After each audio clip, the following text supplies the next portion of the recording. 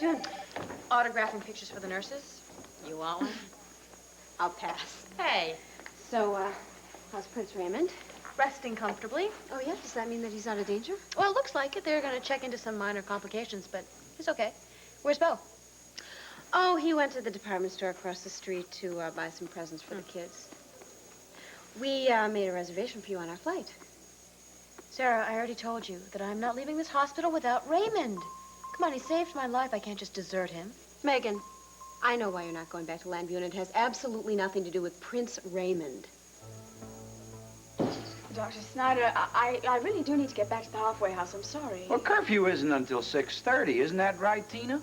Well, yes, but I'm on dinner duty, so I have to set the table. Well, Dr. Snyder's examination won't take that long, will it, Doc? Not long at all. Miss Medina, is this your first child? No, it isn't. That's why this is really nice. Well, then you know these prenatal checkups are routine. There's absolutely nothing to be nervous about.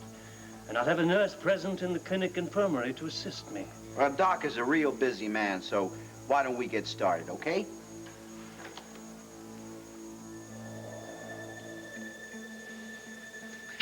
Oh, God, what are we doing? You love me. You love me as much as I love you. No, we mustn't do this. This is wrong. This is so wrong. It's too late to deny our feelings. All those years of hopes and dreams can be ours. Ours to have and to hold forever.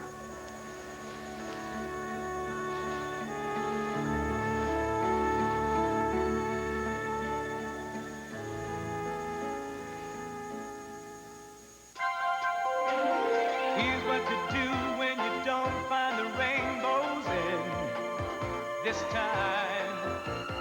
Here's where you go when it looks like the rain won't end.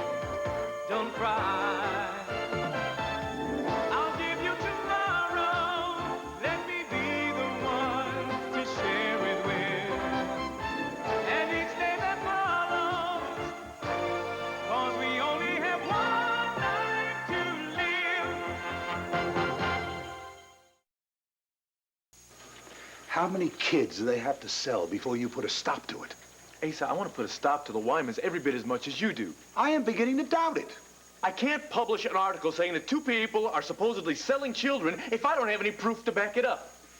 You have proof. The little girl, Sandra, was taken out of the clinic in the dead of night, and you know the reason. Yes, I know the reason, but that still doesn't give me any proof. What do you want me to do? Should I interview the adoptive parents, huh? You think they're going to just tell me that they gave $40,000 to buy a child? Would you please calm down, both of you? You're supposed to be angry at Serena and Ambrose, not each other.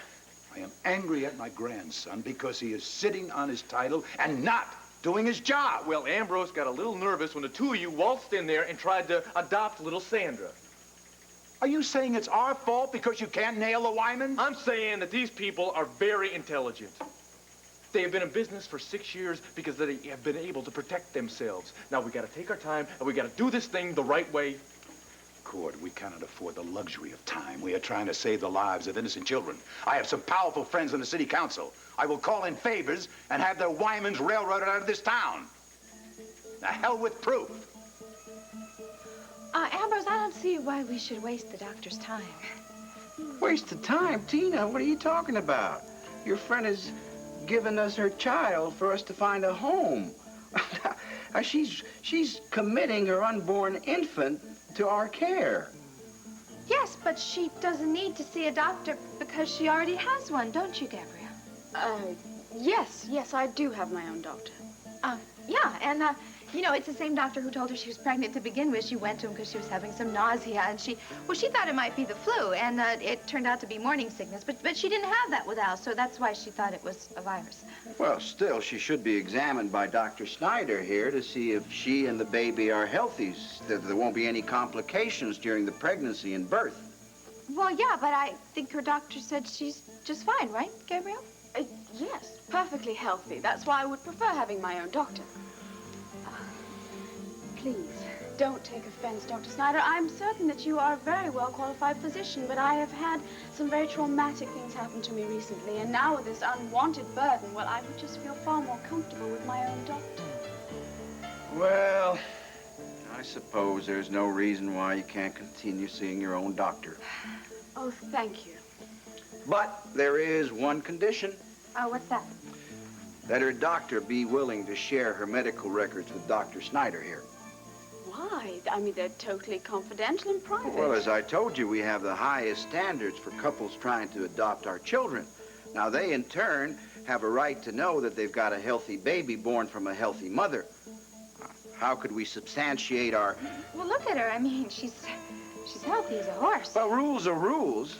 If she doesn't want to follow the rules, then... Oh, she'll follow them, all of them. Well, good, good. Well, I'd appreciate then you getting the files to me, your personal medical records, as soon as possible. Yes, as soon as possible. And you feel free to use the phone to call your doctor. Doctor?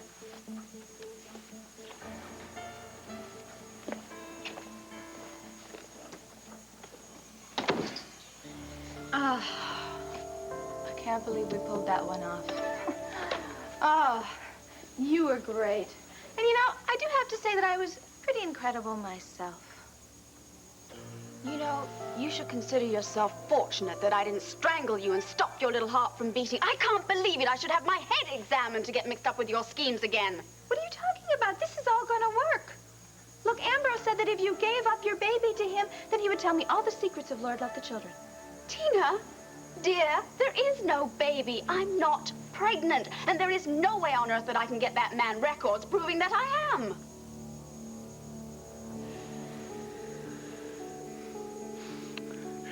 Oh, God, what's happening to me? It's very simple. We've come from the past to the present. From youth to experience. From a dream to reality. Everything's so clear now. No, I wish that were true. We can make it true. Our first kiss on this mountain was a declaration of our love. A promise of happiness that was stolen from us. We can't let that happiness slip away again. Our fate is in our hands. Choose happiness with me, Victoria. No wonder I fell in love with you so many years ago. You are so kind. You're so caring. God, I wish I could give you the happiness that you deserve. You can. No, I can't. Yes. Trust the feelings we just shared.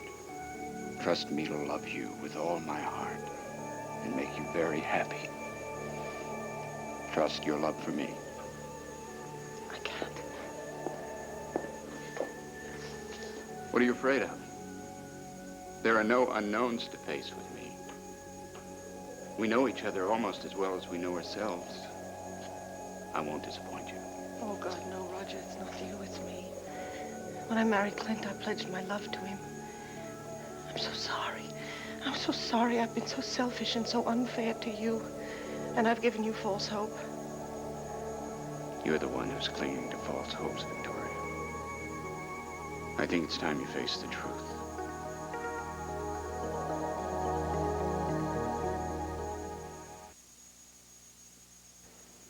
Roger, I know the truth. I live with it every single day. It's not that simple. Yes, it is. If you can't say it, I will. Your marriage to Clint is over. I'm not rejoicing in that fact. I know how it must hurt. But as painful as it is, it's time to move on. No. No, my marriage to Clint is not just the two of us. It involves other people. It involves the children. It involves my home, a place that is very, very special to me. It involves all our friends and our loved ones who have shared all our happiness and all our adversity. I cannot just throw all that away because I love you. Clint's the one who's asking you to throw it away. Clint's demanding that you and the children give up your home, your friends, your loved ones, and follow him to Arizona. Well, he did propose a compromise. He did say we could live half the year in Arizona and half the year here. That isn't a compromise. It's a trap. Why is it a trap? Because as soon as it's time to come back to Llanview, Clint will ask you to stay in Arizona. He'll find 1,000 good reasons to keep you there. And if you refuse, he'll blame you for not loving him enough, and he'll blame me for getting in the way. No, I don't believe that. Why not? That's what he's done all along. His main concerns are his selfish needs. My God, the entire damn town burned down, and he still refused to return to Llanview. Is that what love is all about, Victoria? But his dream is very important to him, and I am proud of him for wanting to fulfill it. Buchanan City is not about a dream. It's about Clint's jealousy, his selfishness, his insecurity, his lack of trust for your love and your commitment to him. It's about making Clint happy and the hell with anybody else, including yourself. Is that a marriage worth holding on to? Worth fighting for? He's a good man.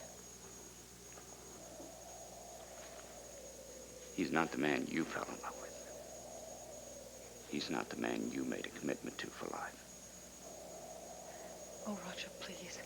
Please don't do this to me, please. My God, Victoria, you demand honesty from others. Why can't you be honest to yourself? You have to stop these questions. I don't have any answers for you. You know the answers.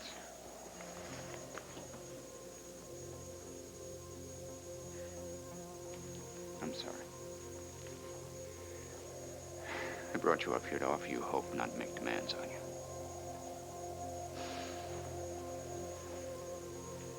My God, I love you so much I would disappear from your life forever if I thought there were the slightest chance of you and Clint being happy together. But I know that's not possible. Not anymore. And you know it too, don't you? The answer's in your heart. And when you're ready, you'll hear it.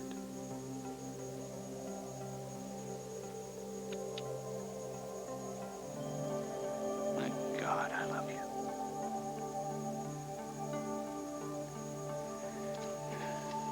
Come on. Let's get back to town.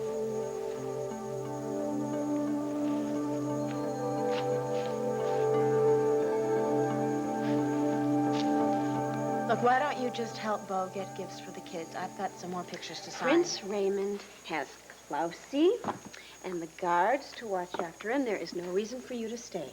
Yeah, well, you met Klausie, and you know how much comfort he'd be to the prince. You're afraid to face Max. You're afraid to go back to Llanview because you might find out, God forbid, you still love him. No, it has nothing to do with being afraid. I'm just being realistic. You're the one that can't seem to get this straight. It is over between me and Max. Not for Max. Sarah, look, we've been through this a million times. My only life with Max has got to include Gabrielle, and I don't want that. Now, I know that if Beau had a Gabrielle in his life, you would run as fast as you can, too. Not until I tried to work it out. Hey, what have I been doing for the last few months? I just think if you came back to Llanview and gave it one more shot... No, please. You and Beau, just go to the airport. Megan, would you just listen? No, I don't want to listen. I really don't want to talk about Max. Well, you have to go back to Llanview at some point, which means you're going to have to face Max eventually. Yes, I realize that. And when I am due back at the studio, I will arrive and deal with it then. Right now, all I'm concerned about is Raymond.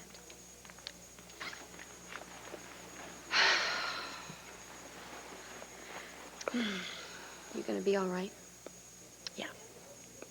I'll be fine. As soon as Raymond is out of the hospital, I'll go searching for some Arizona hunks. You can check out what you can find for me in Llanview. Don't worry, go on. I'll see you soon. Bye.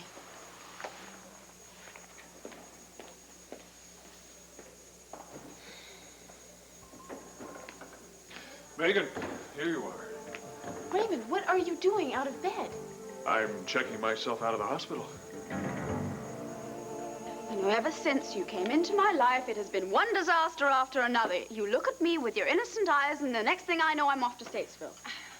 Look, would you start ranting about this? I know we're in a tough spot, but we'll get out of it. How? Just tell me how. I guess we gotta find some fake medical records. Fake. Fake as in illegal. Illegal as in 10 more years in prison for me. No, goodbye, thank you, it's all up to you now. No, where are you going? I am going back to the halfway house, and then I'm coming back here tomorrow morning. I'm going to tell Ambrose that I miscarried last night so that I can get us out of this lie that's about to explode in our faces. No, you can't quit now. Tina, would you just stop? take a look around you. We are heading towards a disaster, and I don't want to be any part of it. But Ambrose said he'd treat me like one of his partners. I mean that if you give him your baby, that he would tell me all the secrets of Lord Love the Children. Well, then you will just have to find another way to get his trust, because I cannot do this anymore. Do you understand? I don't have the strength, I don't have the courage to continue this. I hardly have any sanity left now, and if I stay with you in this, I will certainly lose it all. Look, I'm not playing games with you. You saw firsthand that this man is a slime ball. Well, then you go to Rafe, you go to Herb, and they will take care of Ambrose for you. They won't listen to me unless I have some evidence, and you're the evidence that I've got. Look, this is a chance for us to do something good. I mean, we did something really horrible to Brenda, and now we can make up for it. Just think how proud everybody's going to be of you. Think of Al. Think of Max, your mother, your sister. Tina, no one is going to be proud of us if we wind up in Statesville. Well, that's not going to happen, because we're going to gather some evidence, and Courtney's going to print it in the banner, and you and I will be heroes. But we can't keep up this charade. Well, if I got my hands on some medical records, would you go with me then? How and where are you going to get these medical records? I think I know someone who might be able to help. So what do you say? Are you with me? All right.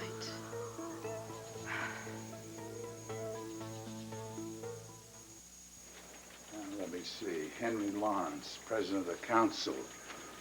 Bruce Wells, federal prosecutor.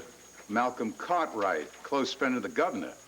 Hell, I'm a close friend of the governor. I'll call him myself. Oh, wait a minute. Before you go calling your influential friends, I think you better take a look at this.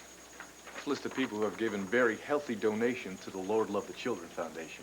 Oh, Lordy, Michael and Henry are on the list. That's right. They're right there at the top. I'm telling you, Ambrose broke into his little gospel rock and roll song. These people whipped out their checkbooks, and they gave them very heavy donations.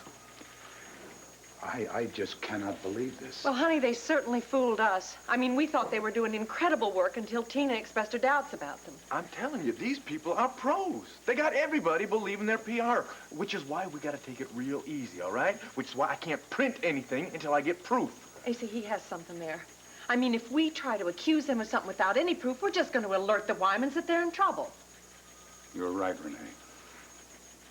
I apologize, Cord, for jumping the gun and for doubting your good sense. Don't worry about it. I've been tempted to jump the gun on this thing myself. I tell you, it just... my blood boils to think of the Wymans fattening their bank account because of those women, those children. You know, there's an angle we can work on. His bank account. I know every bank president in town. Hey, sir. Right. You work on getting the proof. I will. And in the meantime, what's going on with Clint? Has anyone talked to him? What's going on in Arizona? I don't know. I guess I better call to see what new disaster has struck. Bye. Raymond, now, why don't you just sit down before you fall down? No. I have to settle my bill and get out of here. Why, aren't you happy with the treatment you're being given? No, the doctors and nurses have been wonderful. All right, well, then go back to bed and stay there until the doctor releases you. Megan, I just received some unpleasant news from Klaus. The palace called and informed him my father had another angina attack last night. I'm sorry. But, you know, I really think that the best thing for your father would not be for you to go rushing off to Mandora, but for you to stay here and take care of your injuries. My father wants to fly here to be with me. Now, even if his health permitted travel, which it doesn't, it's just more important that he remain in Mandora. Why? What's going on? Well, let's just say that there are tensions, people scrambling for power. It's just too complicated to explain right now. Well, look, why don't you just call your father and convince him that you're getting great treatment here with very capable American doctors? See, you wouldn't believe me. My only hope is to convince Klaus that I'm on the road to recovery and get him back to Mandora to reassure my father. All right, great. Well, let's get Klaus here. He can see you and then convince your father that you're fine. No. I have to drive to his hotel, go to his room and present myself. Would you mind renting a car for me while I go check out? Look, Raymond, we can take a taxi. No, Listen, Klaus will interpret that to mean that I'm not well enough to drive. Okay, now there's cash in here and credit cards. Megan, please help me. All right. You check out. Are you okay? All right, I won't be long. All right, thanks.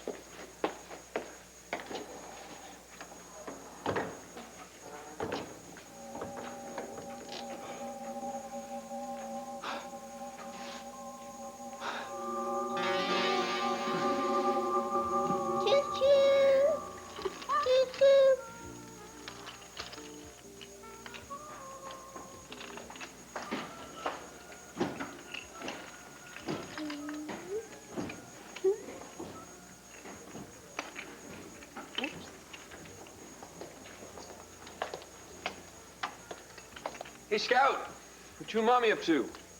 Well, Al is a railroad engineer today, and he's very, very good. Listen, Gabrielle, about the way I acted at the studio today, it's a real rotten thing of me to take out my anger and frustration on you. You apologized, Max. Never meant to hurt you. Oh, I know that. It's all right. No, it's not all right. You're still upset. It's not about you. Well, then what's it about? Maybe I can help you. You know, being an engineer, it's very hard work. Al and I have sent this train across the country about 3 times in the last half an hour. I'm absolutely exhausted. So you're really getting into being an engineer, huh, Al? Where's your engineer cap? I didn't know you had a cap. Is it in your toy box? No, I think it's behind the bar. Keith was wearing it earlier. Why don't you go find it so you can show Mommy, huh? All right. Is it about the halfway house? You depressed about having to go back there? Actually, I'm getting quite used to the place. I came over to see Al, of course, and to be honest, I am concerned about you. Me? No one ever died of a broken heart. Perhaps not, but it's a very painful experience. I'm too numb to feel the pain. Well, I have a proposition that might cheer you up. It's very risky. Are you willing? Far away, I'm in the mood for living dangerously.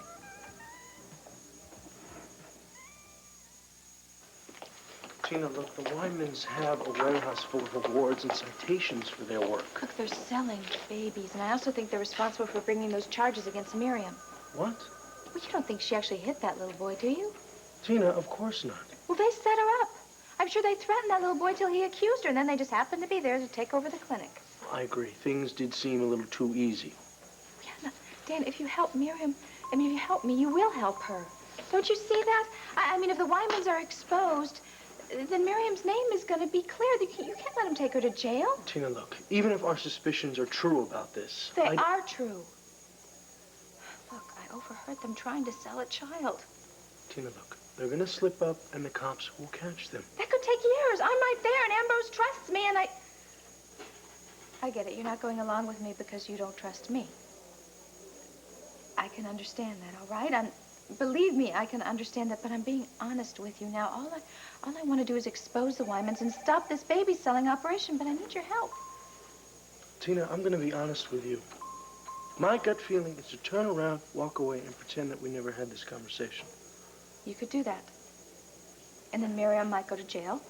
And a child might be abused because the Wymans sold him to the wrong couple. And don't come crying to me when you can't sleep at night over it. Hey, look, that's a low blow. But it could happen, and you can stop it. Look, all I'm asking for is 5 minutes of your time. All right, and then if you don't want to help me, fine, I'll leave you alone. Hell, Renee, you don't have to apologize for Asa. So used to hearing him screaming all the time. Doesn't even affect me anymore. It's just that he's so frustrated by our inability to adopt a child. He's not used to being said no to, and he's had one door after another shut in his face. Wait a minute, I didn't know Asa got behind the idea of you adopting a child. No, miraculously, he changed his mind, and now he's really set on it.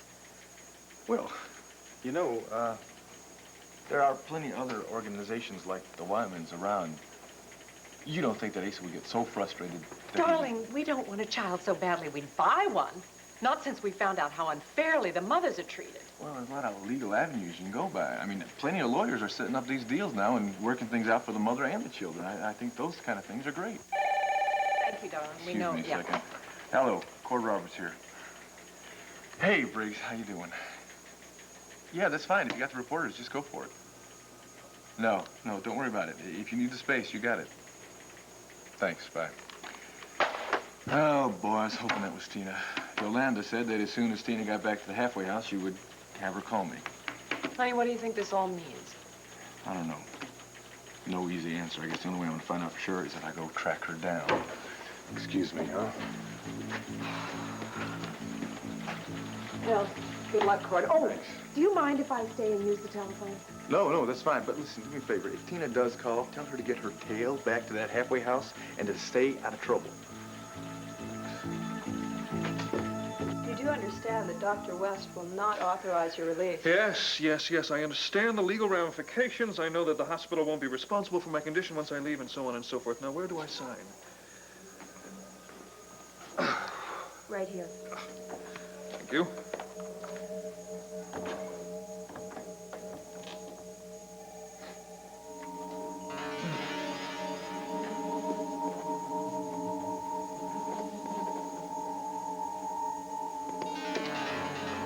Thanks for all your help. Raymond, what's wrong? Nothing. All set. Oh, come on. I saw you rubbing your eyes. You had that look of panic in your face. It suddenly occurred to me that there might be some problem with the credit card since you're using my card. I hope that didn't happen. No. They fell over backwards once they found out that you were a crown prince. Okay, this is the deal. The rent-a-car man is going to drop the car by the hospital. All you have to do is sign the papers, and then we can go to the hotel. Once we convince Klaus that you are fine, and you send him back to Mendora, you have to promise me that you're going to come back here and finish your treatment. You know, Megan, I really appreciate your concern, but it's just not necessary.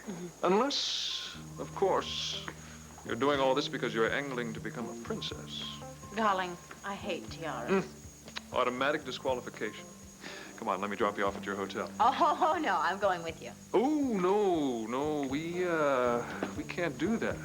Klaus would have a fit. You know, something tells me that beneath that pompous exterior lies the heart of a pussycat.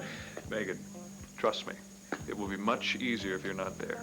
Fine, I'll stay in the car or I'll stand in the lobby. I'll lock myself in the ladies' room wherever Klaus can't see me. But I'm going with you to that hotel. End of discussion. Are you sure you wouldn't like a tiara? Positive.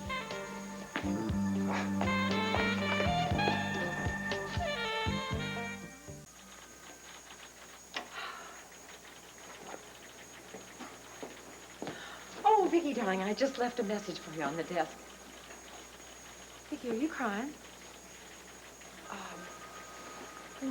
I think I have a cold, that's all. Jessica sort of got the sniffles, so I must have caught it from her. I saw Jessica earlier. She was feeling just fine. Viki, I don't mean to challenge you, honey. I want to help. But I know how reluctant you are to involve people in your problems. Now, it's very unselfish of you, but it's also particularly unhealthy.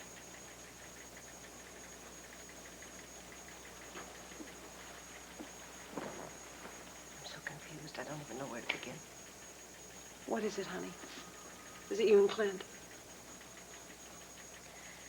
No, I haven't even spoken to him since I left Buchanan City. Why don't you call him? I wish I could. I wish I could ask him to get on a plane. I wish he would do it, but I know he won't.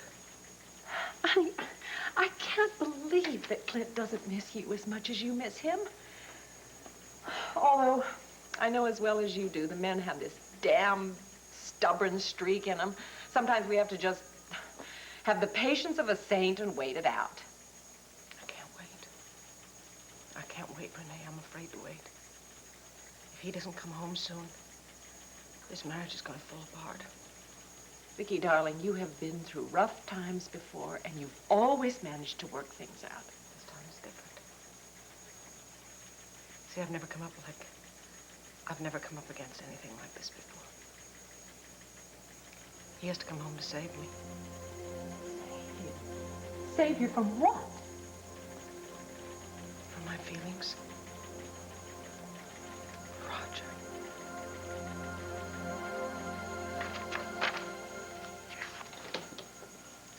Ambrose? Tina, dear. I was just sitting here worrying about you. I mean, when Dr. Snyder showed up this afternoon, you and your friend seemed so anxious and panicked.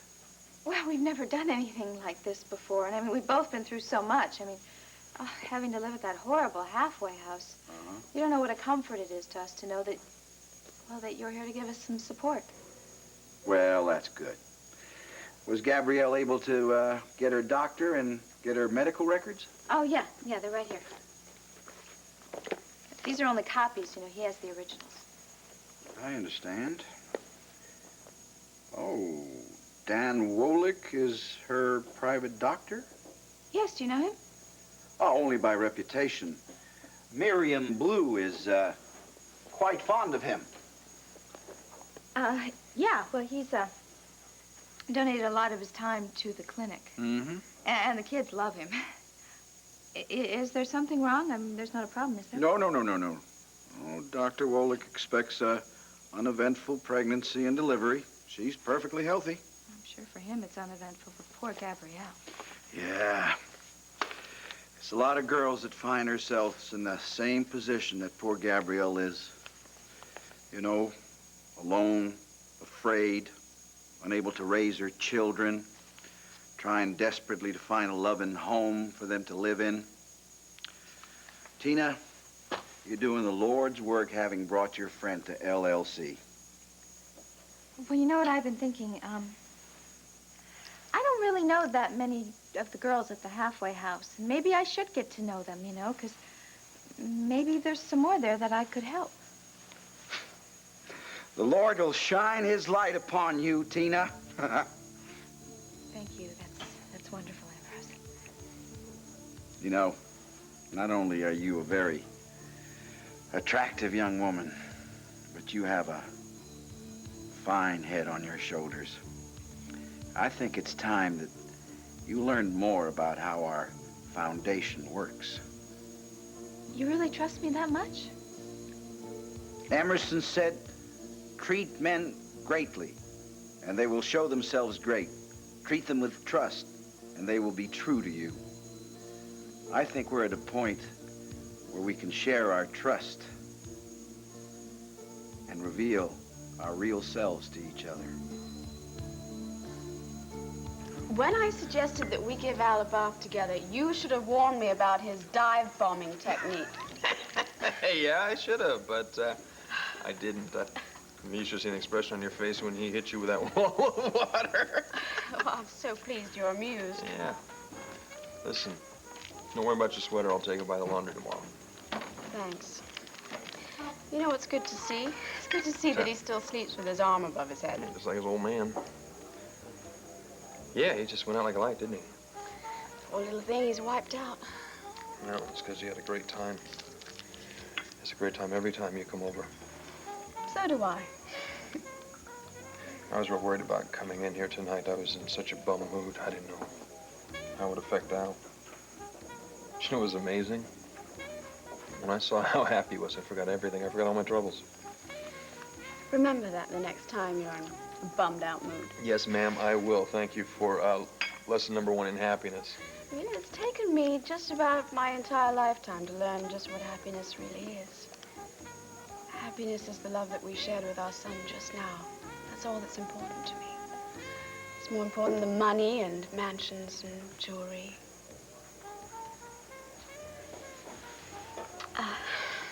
I'd better get back to the halfway house. Would you please thank your cook for letting me take over the kitchen like that? Sure. Good night. Do you have to leave now?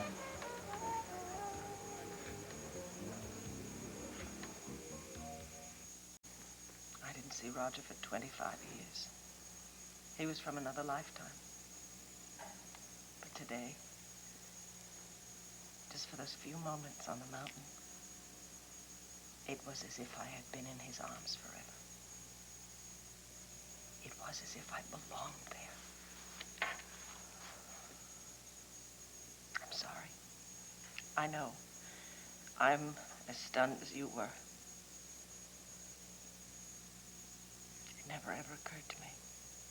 I never dreamed I could feel this kind of passion for another man. And quite frankly, it terrifies me. Darling, this is what I've been worried about. I mean, I think you've been having these feelings for a long, long time. Yeah, I probably have, but I managed to bury them pretty deep. So I haven't really had to deal with them. But I cannot pretend any longer. Oh, God, I wanted to kiss him. I wanted to stay in his arms. It took every ounce of strength in me to pull myself away from him. And now I feel so guilty. I feel so ashamed of myself. How in God's name could I have allowed that to happen? Darling, these feelings have been lying in wait, and I think they're coming up right now because you've been in such pain and turmoil over the past few weeks. But they're wrong. They are wrong, those feelings, and it was wrong of me to give Roger any hope at all that I would leave Clint. Viki, I don't know whether it's right or it's wrong. It's not for me to say. That is for you to judge. But I don't think that you're capable of making a very important decision right now. Viki, I think that you have to be very clear about what you want. Otherwise, you're going to do something that you're going to regret.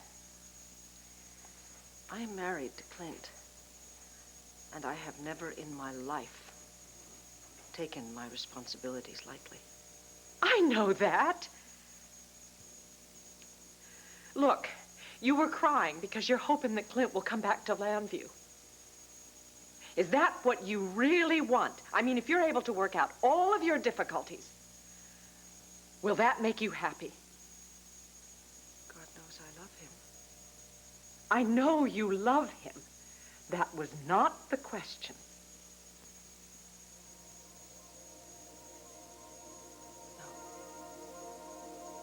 No, I could not be happy with the Clint Buchanan that I left in Arizona. Renee, I couldn't live with all that jealousy and anger and mistrust. I couldn't live feeling trapped by his possessiveness. It would not only destroy me, it would affect the children. It would be horrible for all of us. I want a kind man. I want a giving and a gentle man. I want a simple love. I want a love I can share, and not one that comes with a long list of demands. You got some time before your curfew. The bus takes 20 minutes to get there. I could drive you in 10. Give you enough time for another cup of coffee? You must have a briefcase full of scripts that you need to read. I don't want to read scripts tonight. And I don't want to be alone. I guess that sounds pretty funny coming from me since I spent most of my life being alone, but for tonight, will you stay?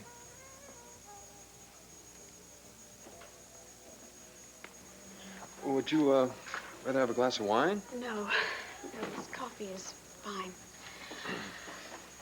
You know, I also have some more philosophy for you if you'd like to hear it. Okay. When I'm feeling alone, especially in the middle of the night, I just think of Al and of the people that I love. And for that moment, I'm complete. The loneliness just vanishes away. If you could do that, you would never be alone again. I just realized one more amazing thing. What's that? It's almost automatic. Whenever a crisis happens or a terrible moment of fear or loss, we always end up together. I wonder why.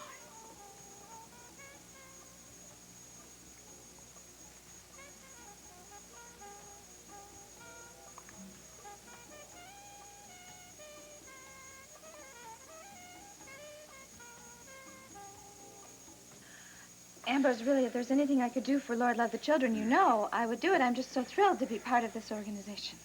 Uh-huh. Oh, yes. Let's just stop playing games with each other. Playing games, I don't know what you're talking about. Well, I've been if you want all the secrets and benefits of LLC, then I have to know that you will be true to me. Of course I will. You give me a chance to prove it, and you won't be disappointed. Prove it now. Show me that my trust in you is justified. Well, Ambrose! It is written in the Proverbs that passion accomplished is sweet to the soul. Well, I don't think that's what they meant by that. Oh, yes. Yes, that's what it means. See, we're after the same goal, and we can only reach it by giving each other favors. I mean, I have to know that you trust me. How can I know? How can I know that you don't trust me? I do trust you, really. I do, Ambrose. You do? Good. No! Ambrose! No! No! You must have really enjoyed Harvard. It was the best. I have never in my life felt such a sense of freedom. Are you sure you don't want me to take you back to the hotel? Yes, I am positive. You're stuck with me, so you better start enjoying it. I am enjoying it. Very much. Eyes on the road. So tell me, what was it like to grow up in a palace? Oh, it was wonderful. Of course, until I went to school, I thought everyone in the world lived that way. My first day at school, I discovered... Raymond, are you okay? Raymond? Watch out! We are gonna crash!